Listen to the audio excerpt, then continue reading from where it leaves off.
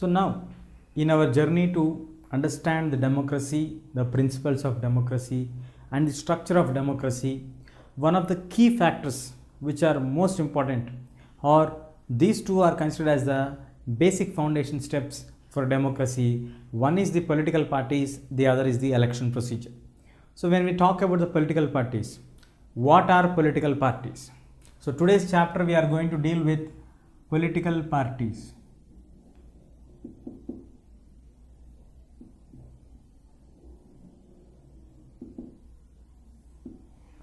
When we talk about political parties, first of all, do we really need political parties? What is a political party?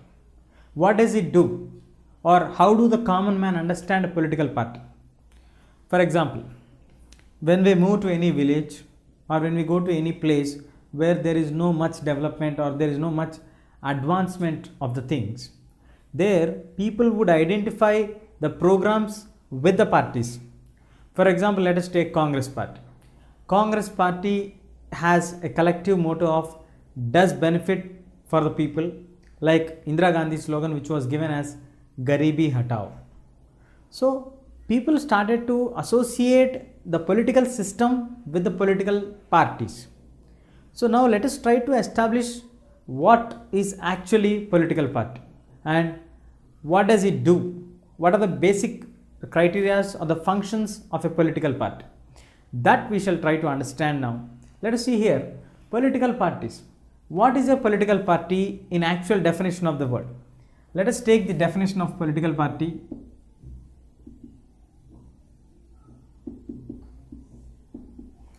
The definition of the political party is, a political party is a gathering of a group of people who gather together. Their motto is to contest in the elections and to share the power, to get hold of the power, and finally do benefit for larger sections of the community, the collective good of the society. So a political party is an organization which aims to get contest in the elections, and by winning the elections they want to get hold over the political structure and do benefit for the larger sections of the people. In order to put it in the words, we can write like this: a group of people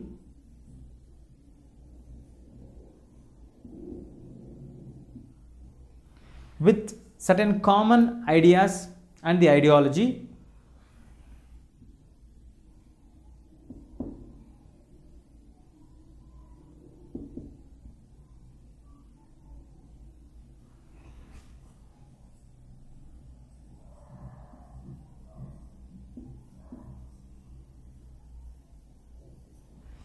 would like to contest in the elections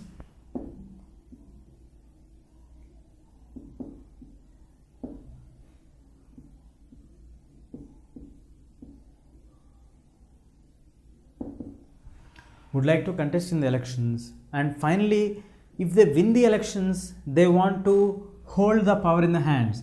Elections, win it,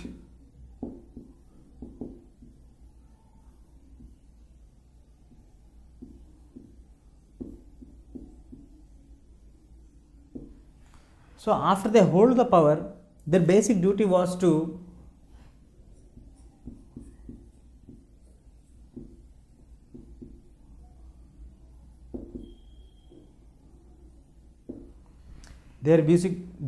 do collective good. So a political party is nothing but a group of people coming together with certain common ideas and the ideologies, contest in the elections and win it and hold the power in the political structure. Legally, constitutionally elected political party will have a right to form the government. So when I talked about the word power, here I am giving the example of government.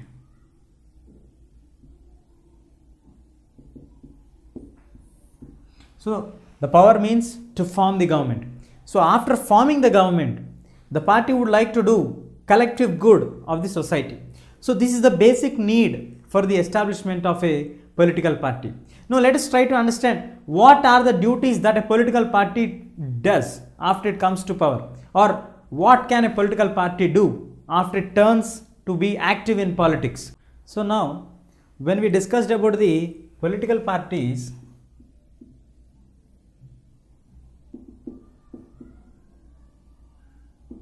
we discussed about the definition of the political party. Now let us try to understand, as I told you, what does a political party do actually. Before understanding what are the functions of the political party, what are the fundamental basics that a group of people can be called as a political party. So let us now try to focus our attention towards the fundamentals towards a political party.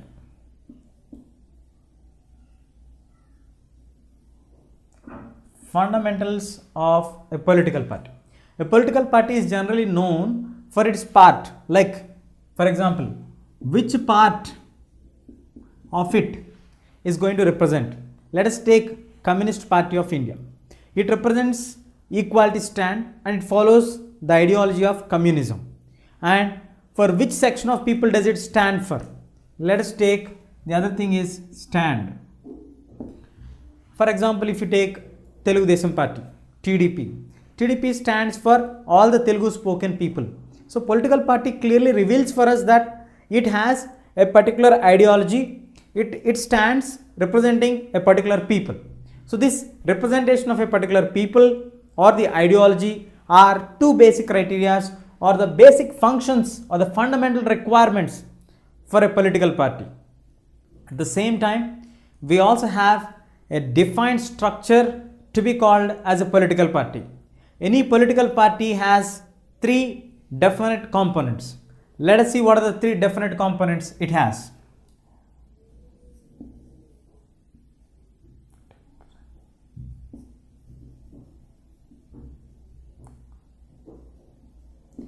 Definite components or the required components.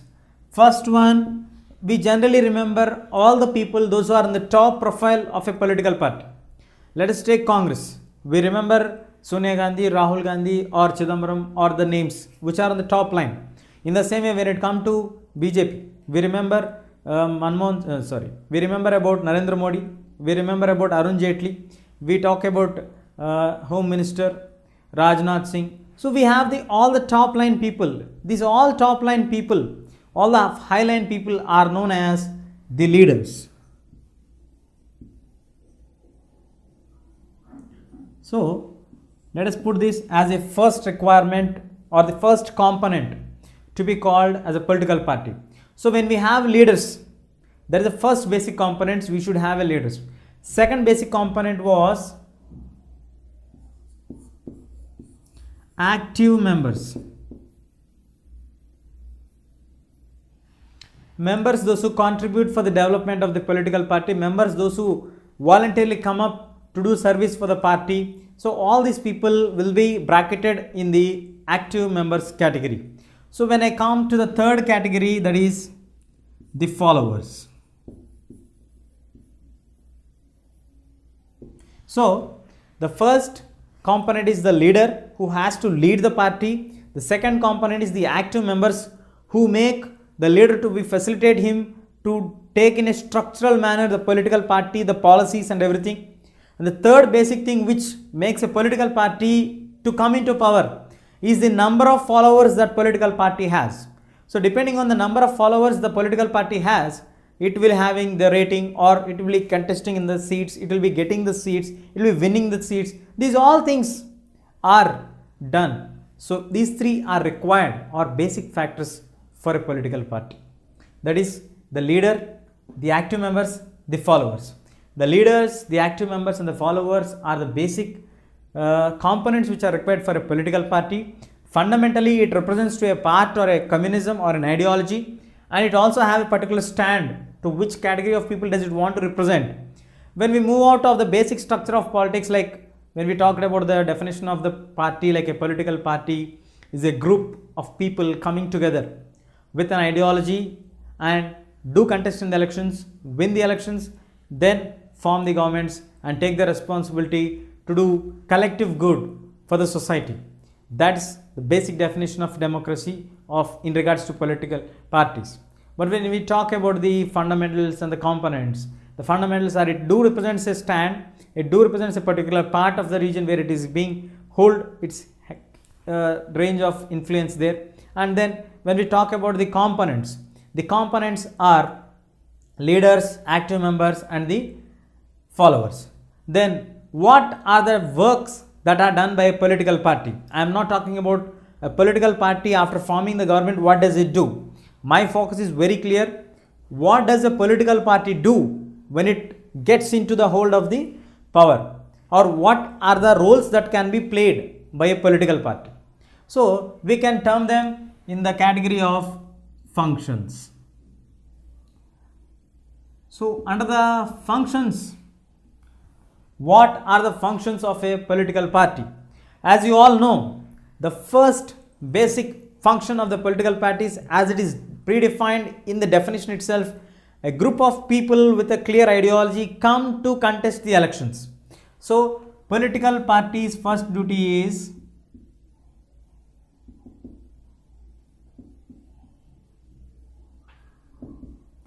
contest elections.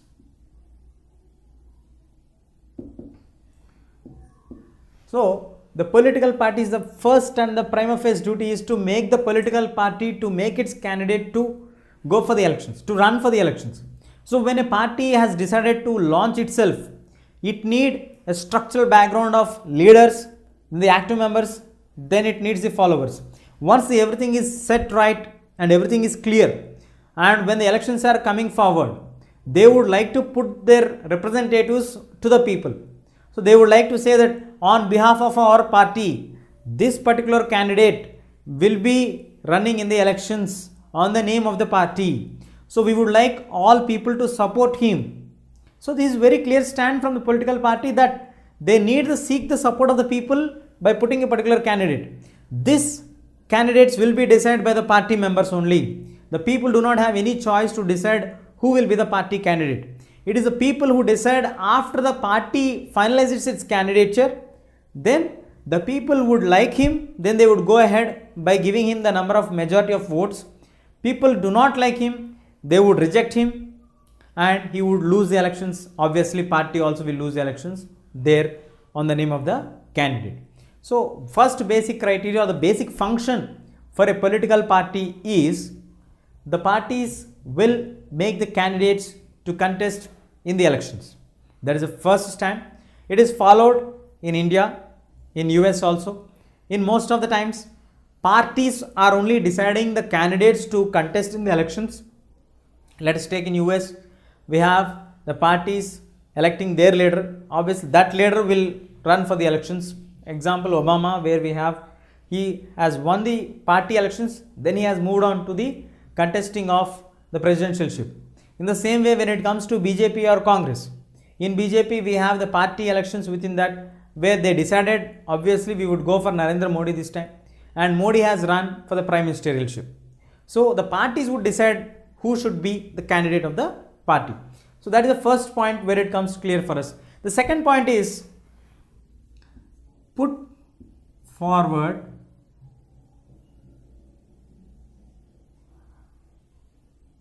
policies and programs. So when I talk about put forward policies and programs, when I actually told you the first point, the political parties would contest the elections. So when the political parties are contesting the elections, simply they can't say this person is a candidate, please elect him. They would also bring a clear, structured, manipulated, or which is required for them on a sheet of paper, like bringing out all the parties' strands. Like if we get into power, we would like to do this for the people. These are the benefits that we are planning to give for the people. These are the policies we would like to change and rephrase them. These are the programs we would like to implement for them. It is a clear cut instructions for us when a political party comes to elections. They clearly make it a stand and they give their mandate of the whatever they want to do, and then they bring that the policies and the programs for us in the candidature's profile, where the party will always have its list of the programs and the policies using which, if this party wins, whether the candidate you like or don't like, but if you like the party, you can obviously vote for the party, indiscriminate use of your choice with the candidate, because party will take certain stands and certain policies which may do good for the larger sections of the people if this party may come into power. So in this way, the political parties always put their policies and programs through their manifestos. So the manifestos are brought. We can put a clear word called manifestos. So third major thing is they bring the manifestos, and fourth one, they play active role in law making. So when I talked about the role of political parties, whichever party contests the elections with the manifesto, wins the elections, obviously it gets majority in the House of Legislative Assemblies or the Parliament, Lok Sabha example. So when it is clear that they have a majority of members of that particular party would obviously, as it mentioned in its manifesto, would try to formulate the policies and the programs and try to restructure or do the modifications to making the laws which will get its manifesto policies and programs implemented. So this role will actively be played by the party members. As majority of the members are from the same party, they would obviously bind themselves to pass the voting on structure further. So the parties always play a very active role in making of the laws. Then moving on to the fifth point, when we talk about the fifth point, forms government and runs it.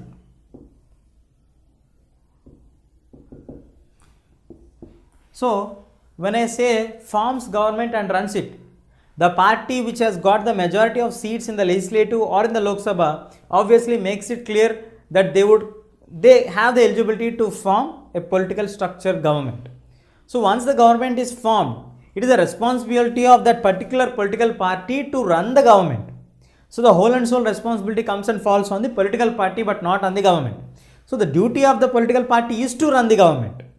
So is it clear? So it makes political parties will contest elections. That is the first basic thing. Second thing is they put forward the policies and the programs in the wording called manifestos. So once the party gets a thumping majority from the people, they would like to go for making laws by forming a government and running the government by changing the laws, by bringing new laws, by deleting the existing laws, by manipulating the things or by changing the things which is required from them. When I use the word manipulating here, manipulating in the sense not in any negative sense, but manipulations in the sense whichever is required for us, we need to turn it, we need to make the necessary changes. So these all changes are done by that. And sometimes if the party does not win the elections, sir, do you always need the political parties to win the elections? No, it is not compulsory to always get the people's support.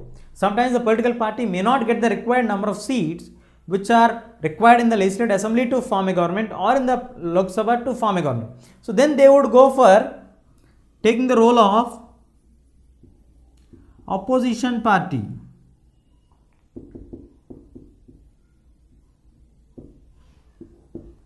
So when the opposition party comes, so the opposition party stand is always, it has a greater responsibility in a democracy. When we talk about democracy, the ruling party has the major role to frame and restructure the laws and to look after the benefits of the people. At the same time, the people has given the responsibility to watch the activities of the ruling party, whether they are going in the favor or in the sidelines towards the benefit of the people or not. In case if there is anything which is going wrong against them, it is a duty of the opposition party to oppose the actions of the ruling party or the government and recorrect the existing mistakes which are being done. So there is a great responsibility for the opposition party also. So the political parties do have a role when they are in the opposition party or in the ruling party. So they always have a greater role to contribute for the benefit of the larger sections of the society. So they can question the actions of the government in case if they feel that this is going out of the interest of the people. And the other major thing what they do is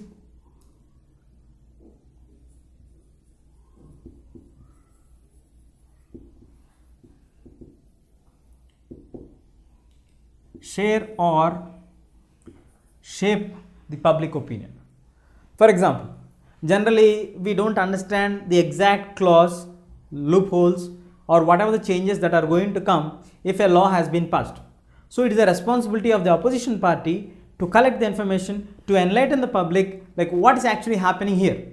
So when the public is clear of what is a law, what are the benefits, what are the negativities, then it brings a clear picture for the people to form an opinion. I am not talking only about the opposition party here.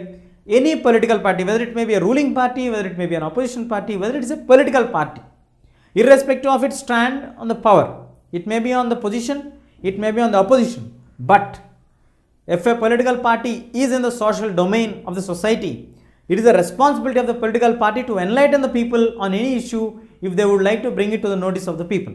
So when they are bringing the notice of the people, when they are bringing the information to the people, it makes itself very clear that they have certain opinions that may be shaped, or they share the people's opinion to a larger section of people. Maybe small section of people have understand the situation, but because of the political parties, the situations would be clear for major sections of people. It is through the political parties only the people in the villages, the people in the larger small towns, and as India is a agriculturally backward nation or village backdrop country, where most of the people do identify the structure of the government only through political parties. They understand, listen and learn everything through the eyes and ears of the political parties. So this is how the political parties have a major role to be played. And last but not the least, they provide access to government machinery and policies. When I say that political parties do provide access to government machinery and policies, my stand is very clear here. The point is that when a political party comes to power, a common man can approach to the local leader to understand how is this policy working to him, or how can he get benefit from this political policy, or how is government trying to implement this policy in respect to that particular community of people or that section of people. It is very easy for a person to approach to a local leader or a party candidate rather than going to a government office and do inquiries about that. So political parties do also share public opinion, but also try to bring benefits for the people, those who are not able to understand actual structure of the law. They would explain it in a very simple terms, what they have to do, what they can do, how can they get the benefits, what would be the benefits. So these all are very clear picture for all the people in regards to political parties. So political parties have a major role to play in a democratic country like India, US or whichever country we have the political parties. So the basic structure of political parties is that political parties are defined as a group of people coming together with a certain clear ideology. They do contest the elections, win the elections, hold the power. They have a definite structure, that is the leaders, the active members, the followers. They do have certain functions. The basic functions of political parties are: political parties do contest elections, they put forward the policies and the programs through their manifestos, then they have active role in making the laws, they form the governments, they run the governments, they sometimes take the role of an opposition party, they share or shape the public opinion, they provide access to the government machinery as per the understanding of the common man. So these are some of the functions of a political party, what we have in our Indian background or in any democratic society where they follow the political party's major role in the election procedure. And also we can understand this, these are some of the basic things which are to be understood in every democratic society, because democracy do not exist when there is no political party there. Two basic factors for democracy are: one is political parties, the second one is elections. So political parties are the first one, a basic pillar. The second basic element is elections. If political parties are there only, elections can be conducted. Political parties will do the necessary requirements to put the elections, like they put their candidates, then go for the elections, then run the government, then again go for the elections, make the policies, reframe the policies, make the understanding of the people. So these all things are interlinked, and the major role is played by the political parties. So this is the understanding of political parties. So as we understood what is a political party, what are the functions of a political party, what is the role of a political party, what are the functions, what can it do, what are the roles that are taken over by the political parties. But now we get a factual question like, do we really need a political party to have in a country? Do really it is justified to have a political party? What is the necessity to have a political party? So let us put this question: what it is the necessity of political party?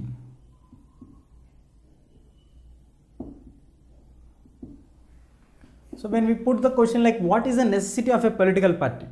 Now let us try to understand the situation like in case if there is no political party, put it like no political party.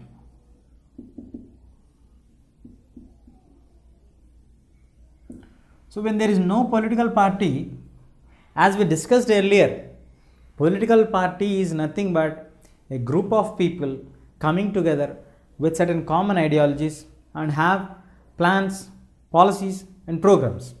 So when I talked about the plans, policies and programs, these plans, policies and programs are done by the group of people who are in the political parties. When there is no political party at all, when there is no political party, what would the candidate do?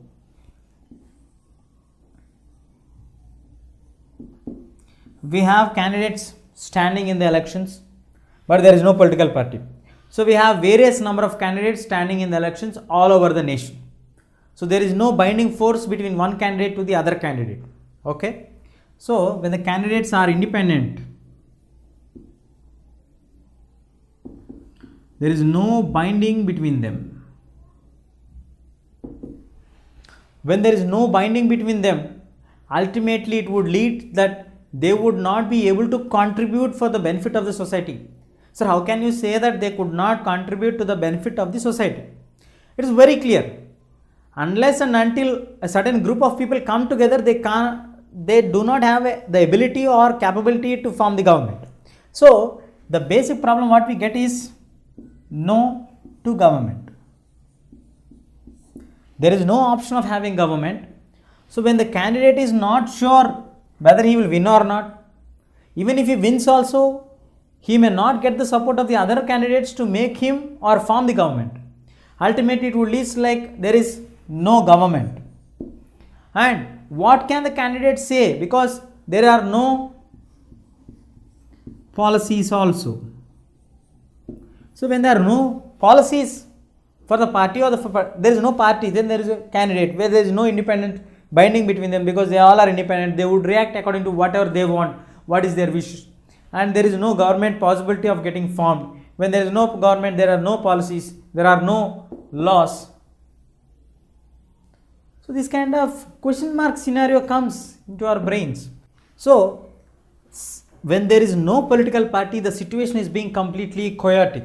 The situations are completely drastically disordered. Somewhere the political parties are playing the responsible role. How do they are playing a responsible role? It's very simple. When we talk about the growing of political parties, actually the growth is from parties, the other party versus this one. But here we are having representative system.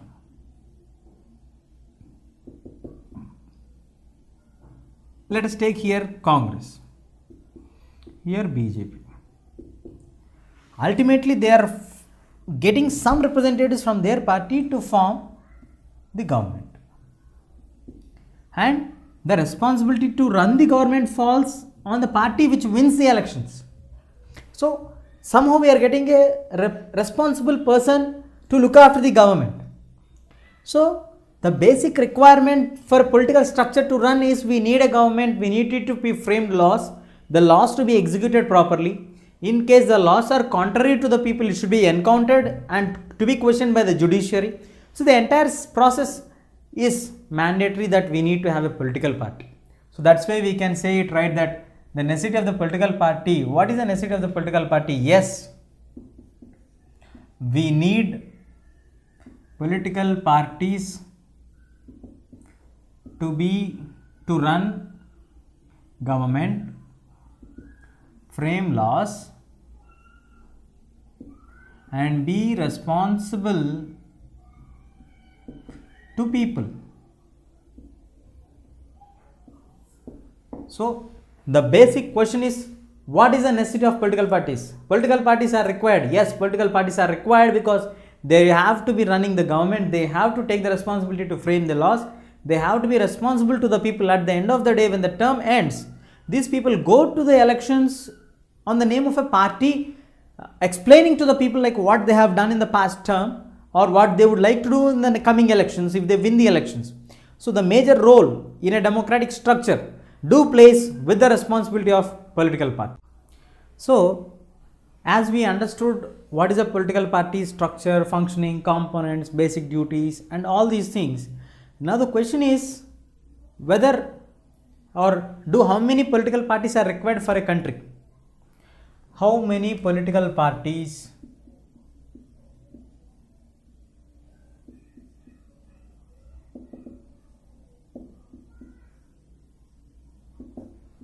are required, or what would be the appropriate number to say that these many political parties are required for a country to say like it is having democracy? Let us take like what is the requirement, or in India, let us take in India, how many political parties are recognized by the Election Commission of India? Roughly there are nearly 750 political parties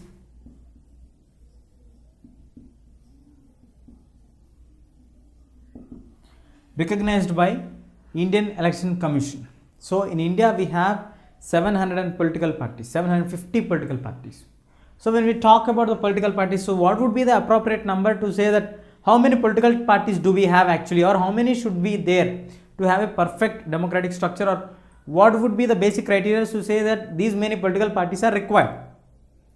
The answer for this is to understand actually in some countries we have only one party system. So now first one is political parties. In this one party, how can we have only one party? Because the people will be given choice of the candidates in the same party. So they have to choose the people from the same party, but they have a choice of choosing the candidates. It is happening in one country, that is in People's Republic of China, where the party is the Communist Party. So they have only one party, that is Communist Party, and the people have to choose within that party members only. So there is no choice here. So in literal terms we can say that this cannot be a true democratic country, because even if you don't like the members also, you are going to give the power to the same party. If the party doesn't work also, there is no chance for you to change it. So it's a completely it's a negative point towards the people, because people do not have any choice alternative to this. So when it comes to this one, we can say it is a completely non-democratic method.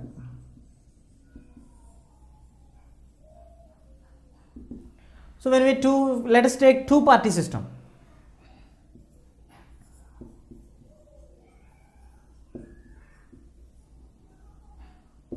When I talk about two-party system, here it could be told like it is a true democratic country, because in case like in the two parties, A and B are two political parties. If these two political parties, suppose this is in the government for first term, if he is not functioning properly or according to the interests or according to the wishes of the government, they can go to the option called B, and when B gets the next term, if they are working well, that can be continued for the next term. In case if they are not working well, again this can be brought back to the A. So there is an alternative choice here. So this is a true democracy.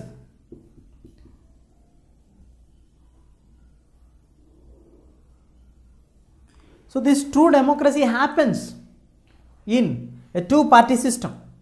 So when the two-party system is not there, then obviously they are denying the right for the people to go for the next alternative.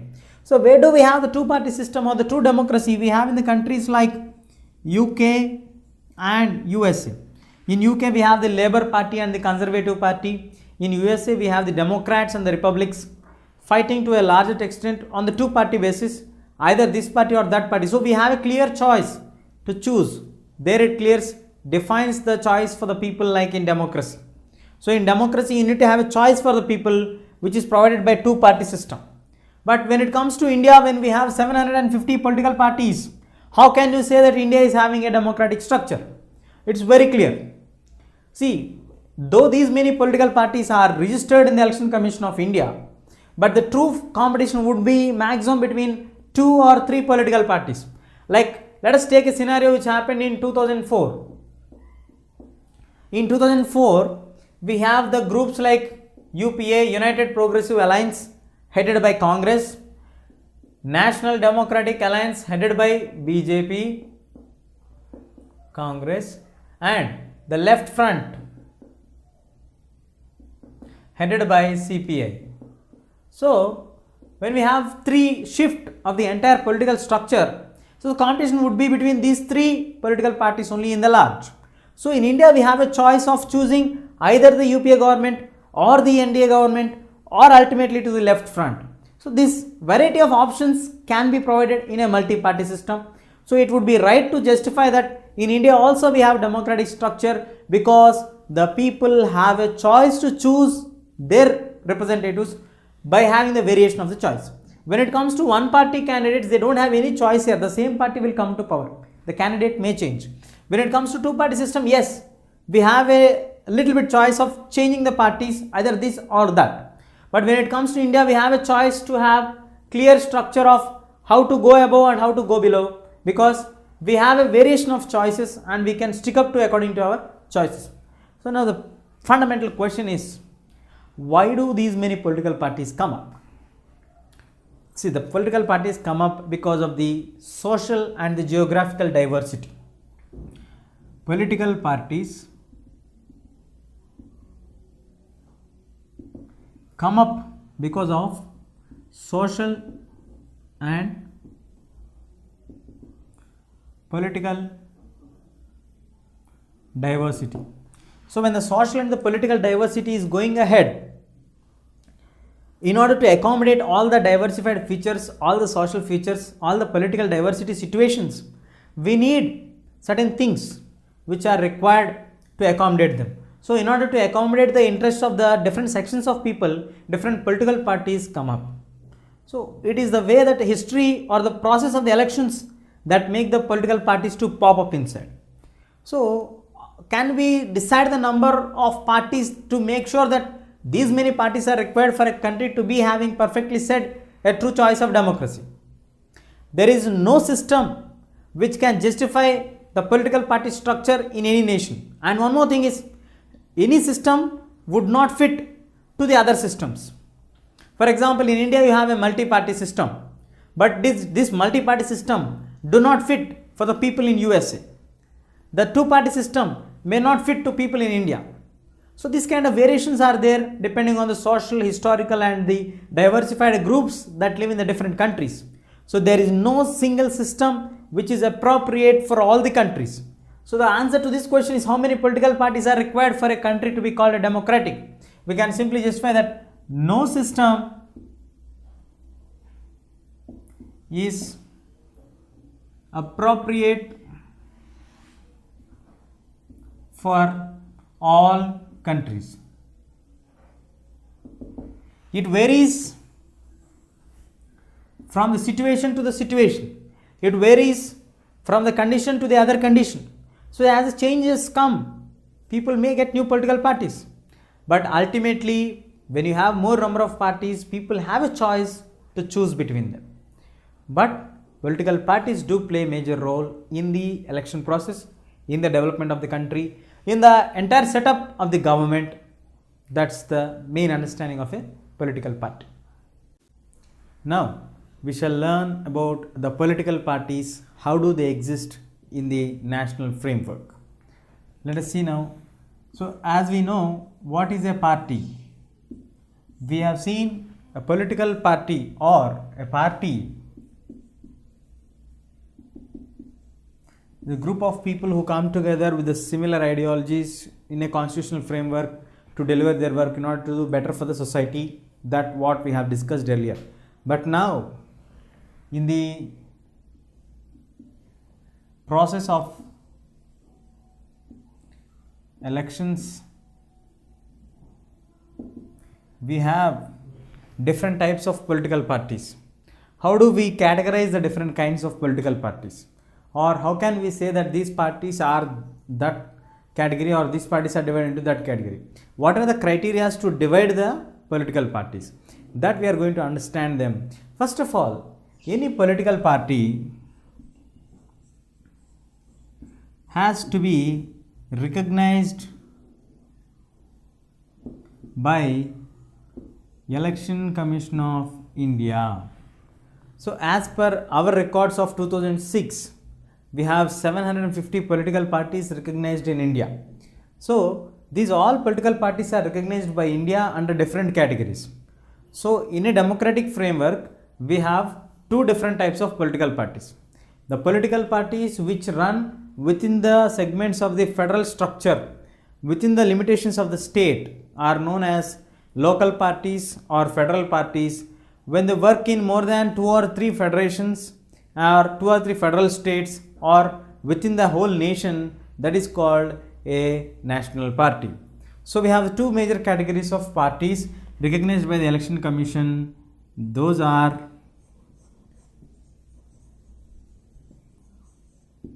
national party and state parties. So how can we decide that this particular party is a national party and this particular party is a state party? What are the basic essentialities to say that this belongs to that and that belongs to this? So in order to understand them clearly, a national party is a party which should have or gained at least 6% of votes in Lok Sabha elections,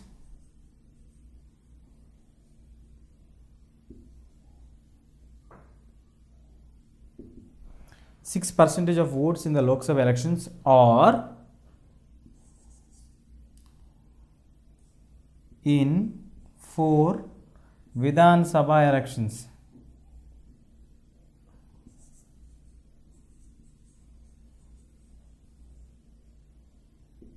Which means 4 states. The party which has its power or which can influence the people in 4 states with the minimum criteria of this 6% of votes to be polled in the favor of the party either in the Lok Sabha elections or in the Vidhan Sabha elections or the legislative elections of the 4 states makes that party to be a national party. At the same time, it should also win at least 4 Lok Sabha seats. So first point is they should have at least 6% of votes which in the Lok Sabha elections or 6% of votes in all the 4 states, any 4 states. It is not compulsory that the 4 states should be nearby or close by. It can be very far off, it can be very close. So depending on the situation, depending on the scenario, they can be at any corner of the corner of India, but 4 states, and they should get at least 4 Lok Sabha seats to be recognized as a national party. At the same time, when we talk about the state party, so as you have seen the national party and how many seats are required for that one and what is the criteria for that. For a state party, it requires at least 6% of votes in the state legislative elections. So while it is contesting in the state legislative assembly elections, it should get at least 6% of votes to be recognized as a state party.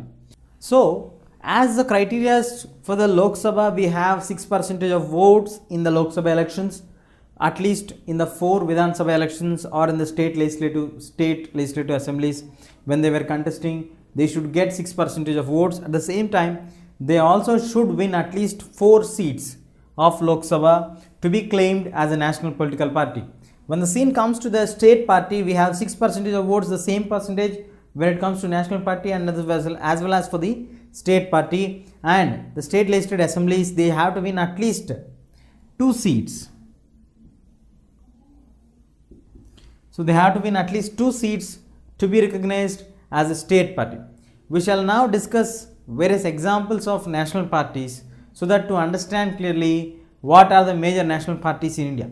In India, according to 2006 and 7 calculations given by the Election Commission of India, we have nearly 6 national parties in our country. So let us find out what are they. Now we shall try to understand the different national parties in our country. The first national party example is Indian National Congress. So the Indian National Congress is considered as the oldest political party which also fought for the Indian freedom struggle. It was actually formed in the year 1885, where it has gone through various splits, it has gone through various phases, it has gone through various changes in the structure, and finally under the leadership of Jawaharlal Nehru,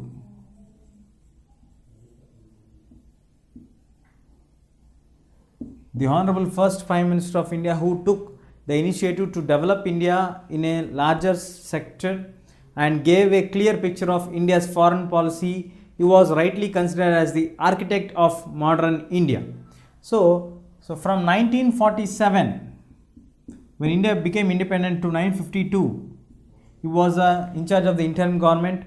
Later on, from 1952 to 1977, the same party was in power. They lost power in 1977 and again they got back the power in 1980. Again in 1989 they came to power. Again 1991 they came to power. 2004 they have formed with a group of alliance where the United Progressive Alliance, known as UPA popularly, has got elected in 2004 and again second term in 2009 to 2014. So now it has the longest serving of the nation's history. It has served in politics for more than 40 to 50 years, where most of the times the Gandhi and Nehru family league members used to lead the nation. Let us take for example Jawaharlal Nehru. After Jawaharlal Nehru we have Indira Gandhi, then after Indira Gandhi we have Rajiv Gandhi stepping in, and then till recently we have Sonia Gandhi's control over the party, and now also we have the Gandhian family members in the Congress. So this is a brief history of the Indian National Congress, and it always tries to have modernization, to bring new technologies, new development, new advancements. Along with that, they also would like to follow secularistic attitude. They were strong believers of secularism and to the benefit of the weaker sections. They always would like to work for the benefit of the weaker sections. Finally, now they are not in the opposition also. They fall short of the number of seats required even to get the opposition to be declared as an opposition party. So this is a brief history of Indian National Congress. Now the largest or the second national party is the Bharatiya Janata Party. In short, it is known as BJP. Actually, this was a remodification of the existing group of party known as Bharatiya Janasangh. So the Bharatiya Janasangh, this party was formed in the year 1980. This party's basic ideology or basic philosophy is that they would like to believe in the ancient values and the ancient culture. Ancient values and ancient culture. In simple words, we can put this in a simple words like the philosophy of karma, that is nothing but Hindutva.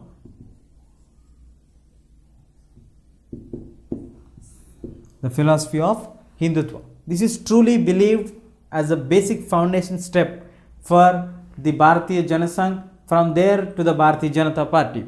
And also the other things what they would like to have as a party's perspective was to have uniform code,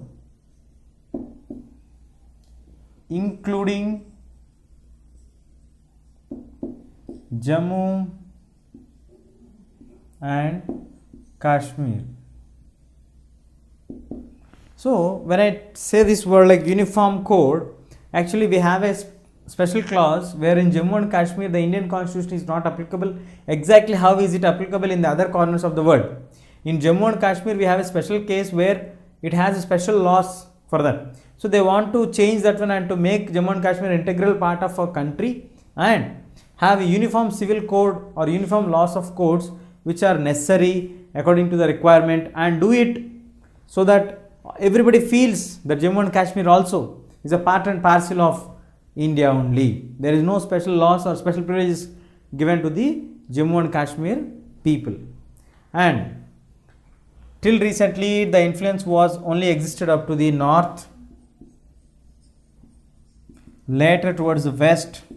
Now they started to move towards the south and east.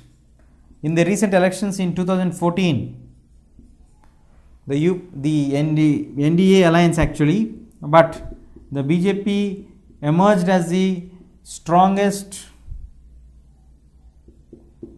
largest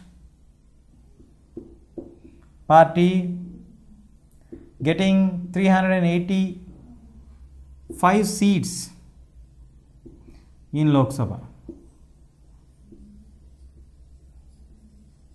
This is under the leadership of Mr. Narendra Modi.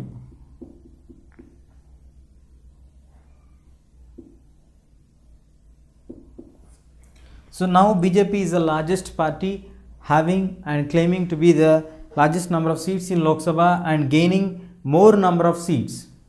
Now from 2014 onwards we have the NDA government coming into power, where BJP emerging itself as the largest party. What is the next third national party for us? Now the third major political party is the national party Bahujan Samaj Party. The Bahujan Samaj Party was formed by Kanshi Ram in the year 1984. His ideology was to uplift the backward communities of people. The ideology in uplifting the backward community people, he want to make a larger share of political power to the backward class of people who are nearly more than 50% in the Indian society. So he want the power to be shared to Dalits, Adivasis and OBCs. So Dalits, Adivasis and OBCs are the main focus of this political party, who intentionally want to have these people in the larger share of the power in the Indian context, because more than 50% of people come under the category of either Dalits or Adivasis or the OBCs, who are still in the below poverty line or in the lower middle class segments, where these people have to develop. Means the Kanshi Ram believed that these people have to be brought into the streamline of politics, then only we can expect there would be a growth in their lives. And these parties having influence in Madhya Pradesh, Uttar Pradesh, Chhattisgarh, Uttarakhand and Delhi. So in all these states we have the influence of this party, and in 2004 elections, 4 parliament elections,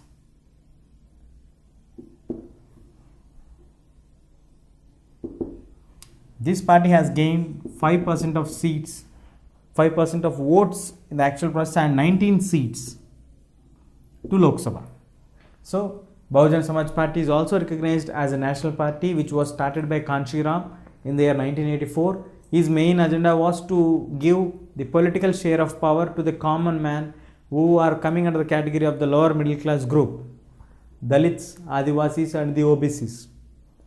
This party is having influence over Madhya Pradesh, Uttar Pradesh, Chhattisgarh, Uttarakhand and Delhi. In 2004 parliament elections, the 5% of the vote was been secured for this party, and 19 seats are claimed by this party. Now let's find out what is the next party. So now the fourth major political party which has the national recognition is the Communist Party of India. The Communist Party of India. The Communist Party of India claims that it believes in the ideology of Leninism, Marxism, Socialism.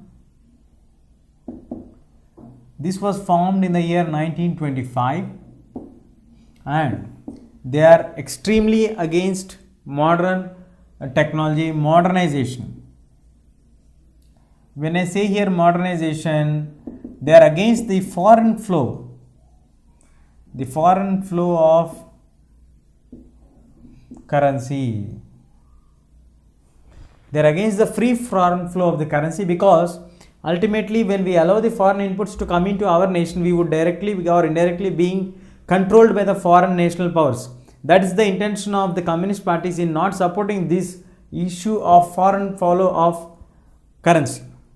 And the other major thing what we have is they also believe they are in the states like Kerala, West Bengal, Punjab, Andhra Pradesh,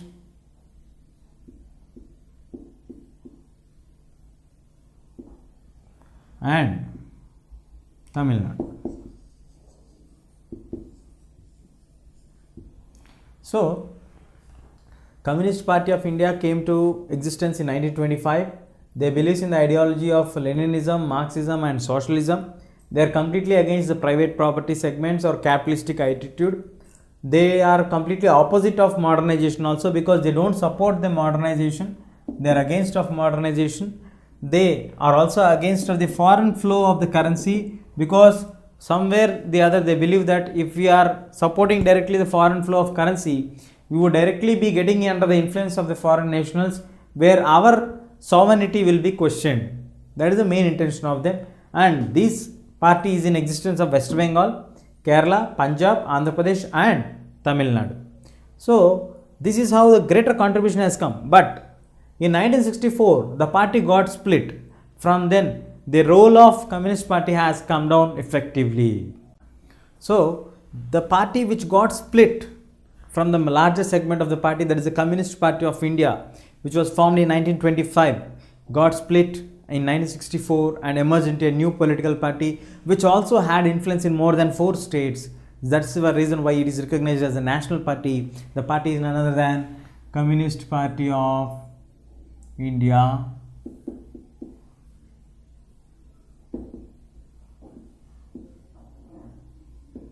Marxist,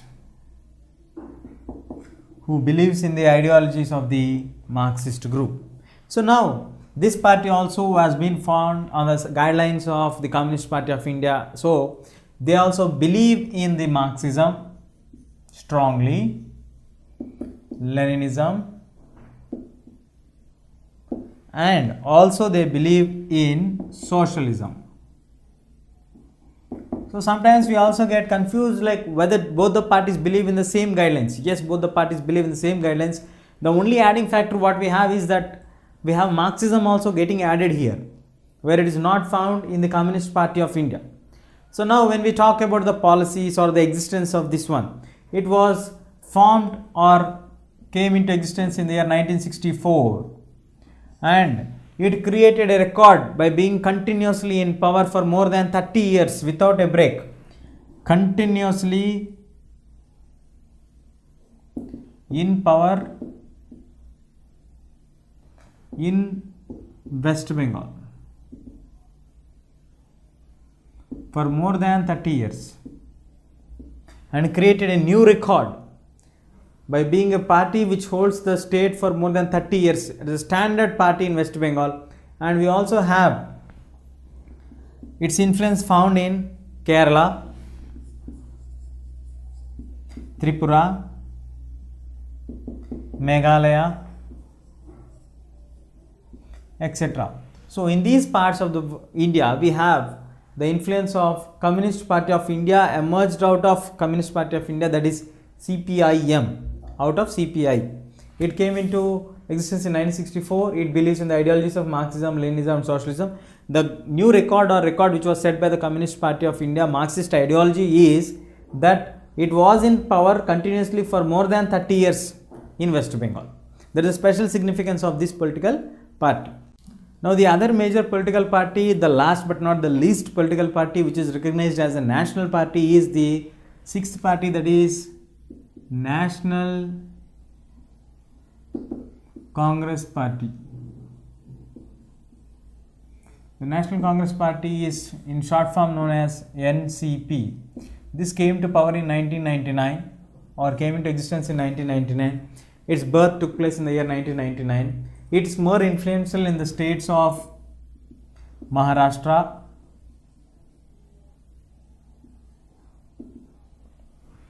it is predominantly found in Maharashtra, then it has its influence in Assam, Meghalaya,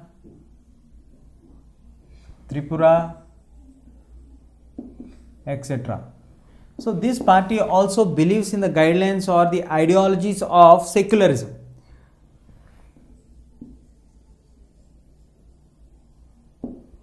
When I talk about secularism, there is a issue in Maharashtra where a political party believes strongly in that Hindutva ideology. The party named is Shiva Sena. So they believe in that ideology of Hindutva, and they also believe that Hinduism should be the state religion. So on this regards, the National Congress Party has taken the initiative to take secularism as a key ideology factor for their political party's establishment. Then equity or equality for all members, irrespective of the religion, irrespective of the caste, irrespective of the race or anything, there should be an equality, and they should also have social justice. They should also have social justice, and it also believes very strongly in the concept of federalism. So this social justice and federalism, these all things make it very clear. And this party has also been established in 1999, and it has been as a sharing alliance of power in the UPA government, which came to power in 2004. So it has been an alliance in UPA 1 and shared some of the ministry seats also. So they have taken some of the cabinet portfolios also to maintain their relationship. So in this way, we have totally 6 political parties which are in India, recognized by the Election Commission of India. Let's have a list of them. First one, the Indian National Congress. The second one, Bharatiya Janata Party. The third one, Bharatiya Bahujan Samaj Party. Fourth one, CPI. Fifth one, CPIM. Sixth one, National Congress Party. So Indian National Congress came to power in 1885, BJP 1980, BSP 1984, CPI 1925, CPIM 1964, NCP 1999. So these are the 6 national parties which are recognized by the Election Commission of India, which have their influence in more than 4 states irrespective of their existence, and they all somehow or the other are influencing majority of the states in India.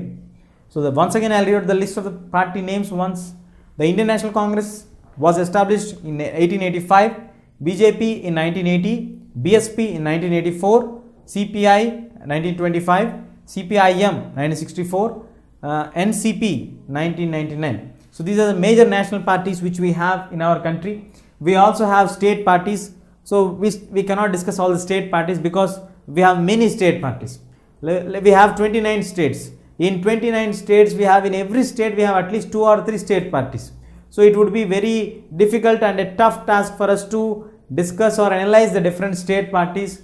So there is a map which is given in your next page of the textbook, which clearly reveals or give for us detailed description of the parties which are recognized on the state per like for example from Andhra you have TDP and TRS.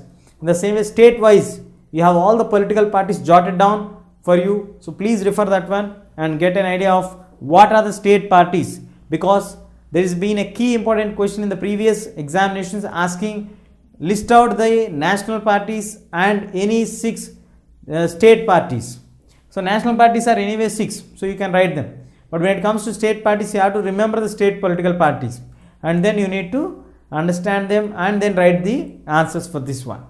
So as I told you, the state politics or the state parties, there are huge in number. For every state we have 2 or 3 parties. But the scene after 1999 has changed completely. The parties of state parties started to grow more powerful when compared to the national parties. The situations are like that, like state parties are getting more number of member of parliamentarian seats, which are forcing the national parties to come and have alliance with the state parties. So like that, we have the local leaders also playing a major role in the coalition politics. That is in regards to the state parties. So the state parties' role has been crucial when it comes to the coalition politics. When it comes to the coalition politics. Now, when we discuss about the other major challenges of political parties. Challenges of political parties.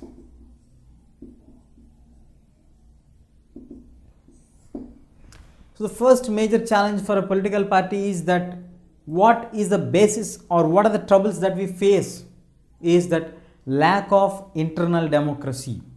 The word lack of internal democracy means lack of internal democracy. When I say there is a lack of internal democracy, except the top creamline leaders or the main ruling members, the other members in the party also do not know what is actually happening there. So when they don't know what is actually happening there, they would not be in a position to understand what is actually turning out in the party. But ultimately they are associated with the party. Though they are associated with the party, they do not know actually what is happening for them. So it becomes very difficult for them to understand what is the role that has to be played by the members. So that is one thing which is really troubles the political parties in regards to the changes which are required in the aspects of political parties strands. First one is lack of internal democracy. The next one is succession by dynastic rule. See, when I talk about the dynastic rulers, see, let us take any political party in India. We have most of the times under the control of a family members. Let us take for Congress, the oldest party. But most of the times we have the leaders from the Gandhian family only heading the party. So this kind of a succession from a dynasty, which is nothing but it's a hereditary property for them, would automatically be a negative effect when it comes to the political parties, where a common man do not get a chance to be the leader of that particular party. Though he is capable, though he can do many things, but he is not belonging to the same bloodline of what dynasty they belongs to. So it is another major effect or the challenge for the political parties to avoid the succession of the dynastic rulers.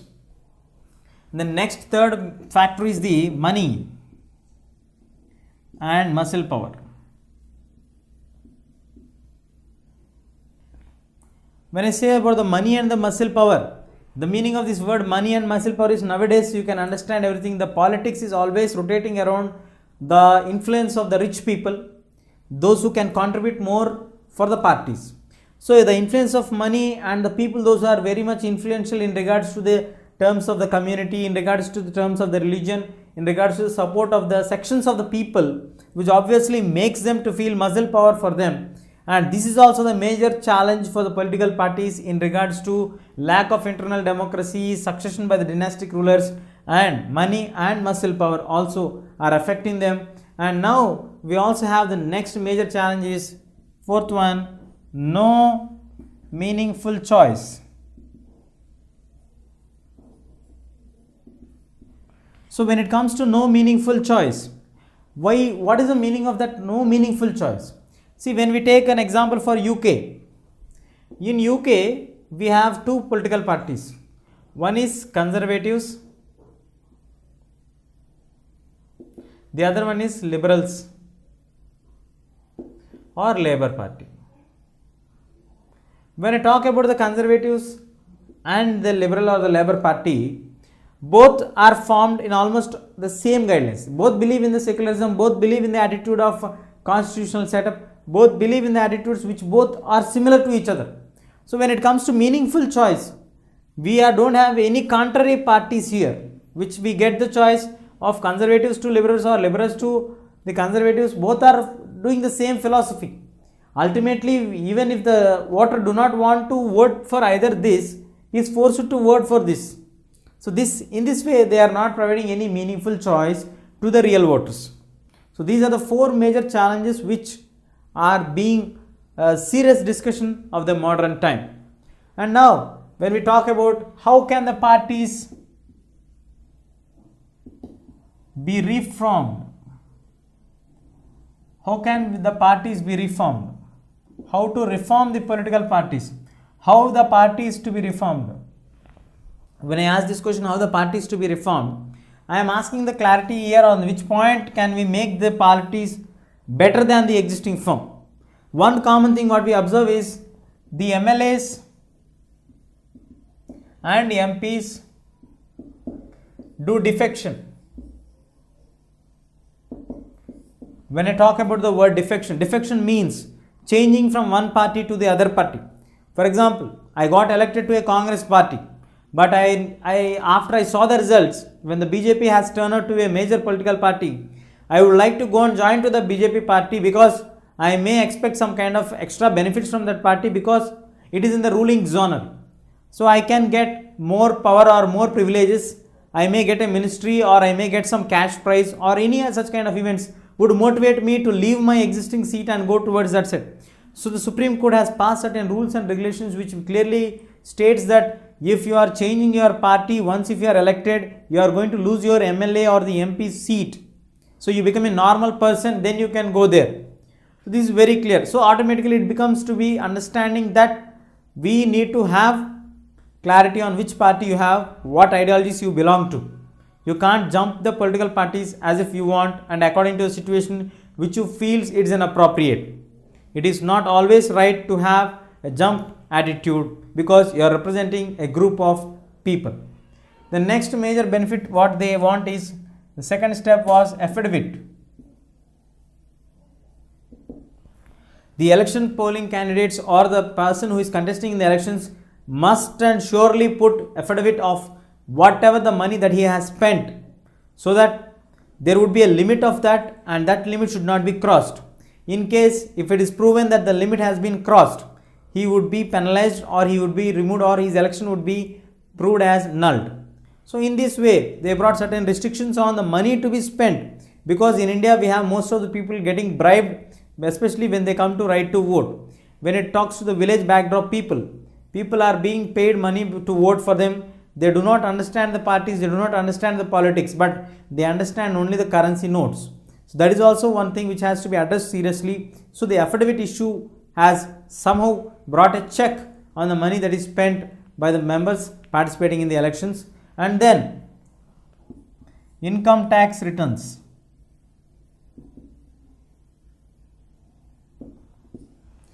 Income tax returns is must and mandatory for all the MLAs and the MPs because they are the true representatives of the people in a democratic structure. So when it comes to income tax returns, everybody has to file everything, whatever they have, their families have, whatever they hold, whatever they do not hold. So these all things a clear picture of what are the assets, what are the properties that are maintained by that particular member of the parliament or member of the legislative assembly or the representative of the people. And the other major thing what is, all political parties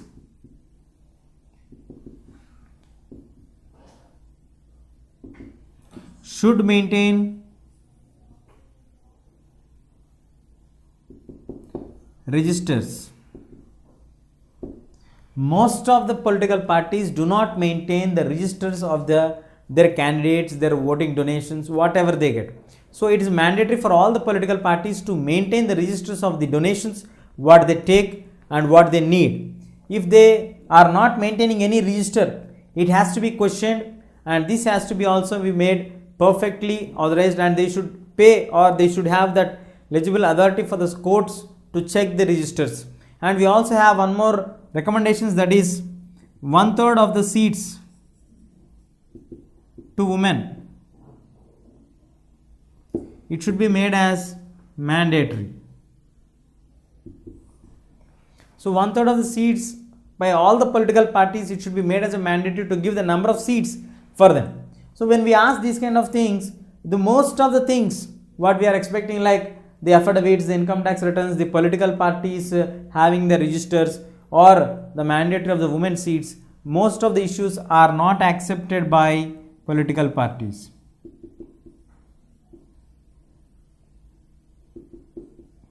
Political parties even do not want to join in the list of the RTI Information Act.